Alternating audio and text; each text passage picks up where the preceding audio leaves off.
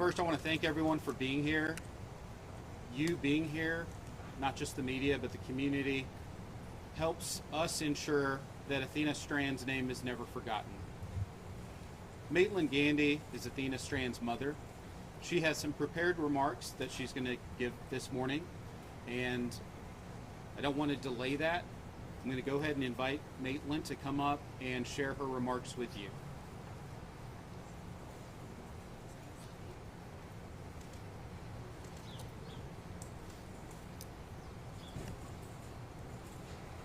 Good morning, and thank you all for being here.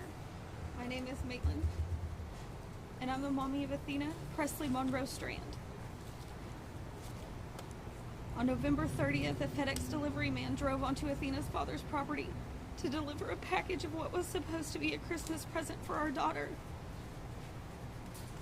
This is the package, and it's the first time I'm seeing it. The package is containing "You Can Be Anything" Barbies. Athena was robbed of the opportunity to grow up to be anything she wanted to be. And this present, ordered out of innocence and love, is one she will never receive. Athena's favorite holiday was Christmas, as it is for many children everywhere. The joy Athena gave her family and the joy she felt on Christmas is something we will never feel with her again.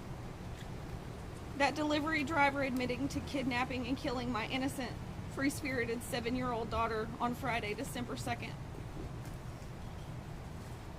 At the time of Athena's abduction, she was staying with her stepmother and father in Paradise, Texas, doing what kids do. Playing within the bounds of her father's property on the same land he grew up and played on. The same land that for 20 or more years, he, his siblings, and all of his friends had been safe. I was supposed to bring Athena back home to Oklahoma after Christmas break. Now instead, Athena will be cremated, and she will come home in an urn because I'm not anywhere close to being ready to let my baby go.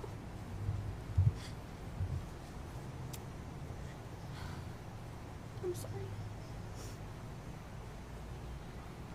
I will never see her bright blue eyes or her ornery smile again. I will never be able to hear her say, "I love you, Mommy."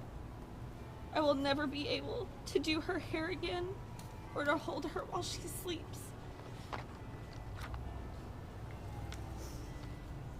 I was robbed of watching her grow up by a man that everyone was supposed to be able to trust, to do just one simple task: deliver a Christmas present and leave. Tomorrow will be the last time I get to see my baby.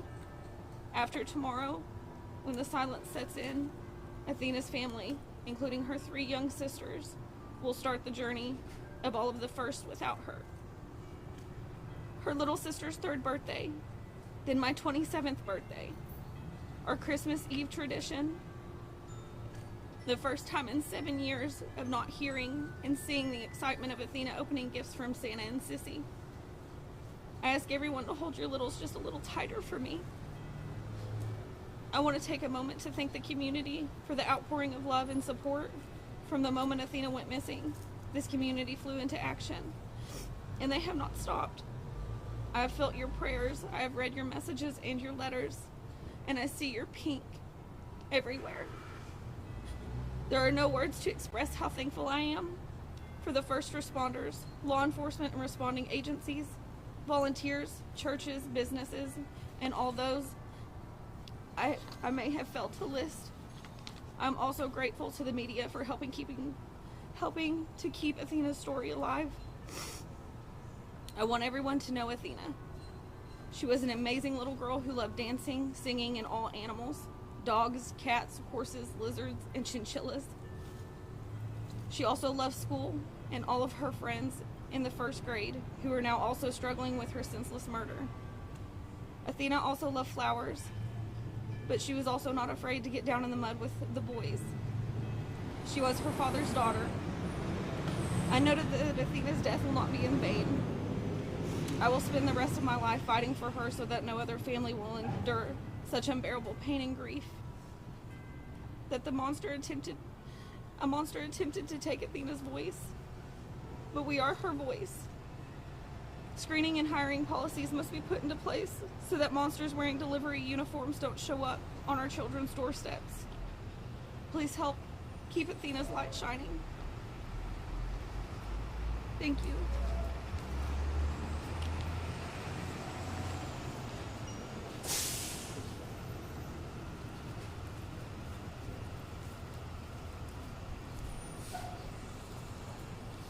Thank you once again for being here. I know you have a lot of questions. My goal today is to first thank the community for all the efforts that were made to look for Athena, to law enforcement, to the district attorney's office who have already been in communication with us and have offered their support and cooperation as we move forward. Thank you for being here to keep Athena's name alive and to help remember her for who she is. I'm going to set out some parameters for the questions that I'll be accepting, understanding that we are still in the investigation phase. I'm not going to comment on alleged facts or possible underlying facts, but I'm happy to answer general questions about where we are, what we're doing, what we hope to do moving forward. So with that, I'll open it up to questions. How do you plan on holding FedEx accountable for what happened to Athena?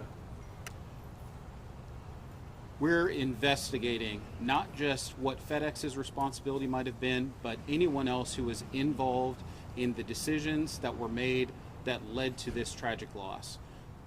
By doing a thorough investigation, cooperating with law enforcement, we will uncover every person who was responsible through their actions or inactions for the tragedy that happened. So you Vincent, can you outline what your investigation consists of? I'm going to go here and then come here. I'm not going to, at this point, include or exclude anyone from being the possible target of a lawsuit. The ultimate goal here is to ensure that no parent or grandparent or family member feels the loss that Maityln's going through right now. That's our ultimate goal. So wherever that investigation takes us and whoever we find responsible are people that are going to have to face a reckoning. Yes, sir. What are the steps of your investigation? What are you doing? Well, we've been working around the clock since Maityln hired us on essentially Sunday night, Monday morning. I have an investigator here. He's here present with us today. He's from Wise County, and we're essentially leaving no stone unturned in looking at all the decisions that had to have happened before this tragedy occurred. I'm asking the community to contact us if they have pieces of information that might be helpful. So for example, if there's someone that worked at FedEx or with this contracting company, we would love to hear from you. If you're someone who knows the defendant, we would love to hear from you.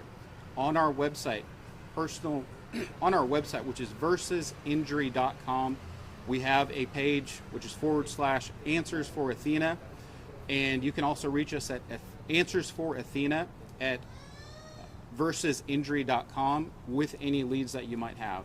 The main number to our law firm is 817-203-2220, and we are encouraging anyone who might have information, even if it's something that you might think is minor. You received a package that day from FedEx and you're a neighbor and you believed it was the same person who dropped off a package. We want to hear from you. There's no lead that's too small for us to look into.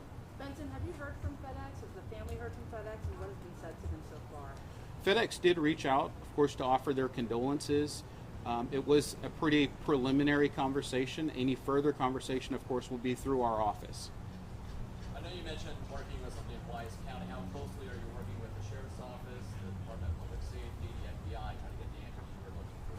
We've already talked to a number of different individuals. Everyone has been, first of all, thrilled that my law firm is here because they know what we bring to the table and what we will bring to bear for the parties who are involved with this. All of them have offered their support, including the district attorney's office, including the sheriff's office. I've talked to a federal agent who is part of the investigation. So we will be working with and have experience working with everyone who was involved with this investigation. And we are absolutely thankful for the work that they've done so far. Vincent, yesterday the sheriff told me that he plans to seek the death penalty. Can you give me your personal reaction to that? I'm not at all surprised. That's what this community demands. You know, when you have the loss of a young child, of innocence, this community is not going to accept anything less than that. So I wholeheartedly agree with the decision that's being made, and I'm sure the district attorney was involved with that. It's a huge commitment to say that you're seeking the death penalty. It's not a small undertaking. So they are doing what this community wants, and it is undoubtedly appreciated by everyone in this community, and certainly Maityln and the family. Benson, In many can you cases, elaborate more law on enforcement consults with the victim's family about seeking the death penalty. Did that happen in this case? So the district attorney's office has been communicating through us and has reached out. They are also being very mindful that Maityln is in the middle of a mourning period. So they are doing everything that they can to both be respectful, but also to respect both the wishes of the family as well as the community. Benson, can you comment more about this package? So this is the exact package that was dropped off. This is not considered a piece of evidence that the Wise County Sheriff's Department needs to have or anything like that? This is the exact package that was dropped off, and these Barbies were intended for Athena. This was going to be part of her Christmas present. That's the very box that was dropped off at the doorstep. And as you ask yourself, is that a piece of evidence? I can certainly tell you this is not a fingerprint case. Okay, this is not a case where law enforcement needs that box to prove their case or pull anything from it. Are you saying you are certain or not certain that the suspect delivered this package? Well, I'm not going to comment on what I understand the facts to be or what the alleged facts might be. I can tell you this is the package that was delivered to the residence on the date that she was abducted. Benson, obviously this is a huge civil liability. How soon, or is there a timeline on when you might take civil action at all? Maityln's goal and my goal ultimately is to affect change. We don't want another family to feel this kind of loss. So we're going to look for anyone who might be responsible. We're not in a rush, okay? As we investigate, we put people that we think might be responsible on notice, and those letters have already started going out to say things like, you have to preserve the evidence related to this investigation. But we are not in a rush to file a lawsuit. We want a thorough investigation to be completed. We are part of that investigation. We conduct our own independent investigation. And ultimately, wherever that investigation leads us, if it leads us to seek filing a lawsuit to effect the change that we hope to effect, then that's what we're going to do. How many legal notices has your office sent? We have sent out 3 notices so far. You'd be able to say that I'd rather not just yet. What's next? Our investigation continues. We have a list of witnesses we hope to speak to. We have a thorough plan for our investigation moving forward, but I anticipate, particularly after this press conference, that we're going to get more leads, and we're going to want to follow up on all of those leads to complete, again, a very thorough investigation. We'll also be working closely with law enforcement and certainly the district attorney's office to make sure we have everything that we need to know, and of course it's a two-way street. Anything we learn that might be beneficial to them, we're certainly going to share with them.